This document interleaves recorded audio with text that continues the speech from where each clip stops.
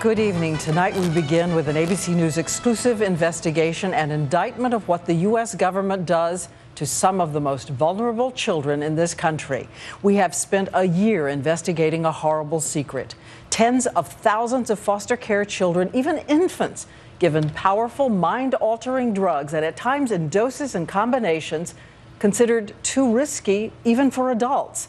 And remember this statistic: foster children are given these potent drugs at an alarming 13 times the rate of other children. Tomorrow, a government GAO report will paint a portrait of a grotesque failure to protect foster children.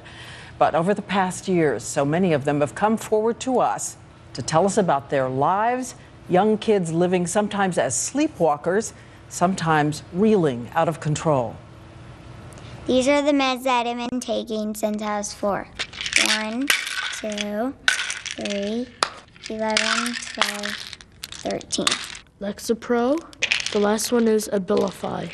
All the medications, they made me feel as if I had 1,000 bricks on my head. They are tiny witnesses who came out of the shadows to tell and show us the mountain of potent drugs, antidepressants, antipsychotic drugs they were given in America's foster care system. I was just a zombie. Keep in mind, these are children who've already been dealt a hand from hell, in homes of neglect and abuse, bounced from foster home to foster home. I was in 28 homes. I felt sad because no one would keep me or love me. Consider the case of 7-year-old Brooke, taken from a drug-addicted mother, just 43 pounds, but given 5 mind-altering drugs at the same time, a combination that is deemed too risky even for adults. Brooke, you need to get down. Come here, Brooke. And foster parents who want to help soon learn that if they don't give medications, the child can be taken away. We were told to put our faith in the system, and that's what we did. No one said the medications could be causing the problem. They kept saying she needs more medications. But in Brooke's case, one doctor, a psychiatrist, recognized the problem. And Brooke went from this, being weaned off the strongest medications, to this. No adult should be receiving the drugs that different variety, certainly not at these ages. Delaware Senator Tom Carper is holding a congressional hearing tomorrow demanding changes in the foster care system in this country. Parallel to the year-long ABC News investigation, the GAO report, which found in some cases psychotropic drugs were given to infants, even though there is no idea what the long-term effects of these drugs could be on a child's developing brain.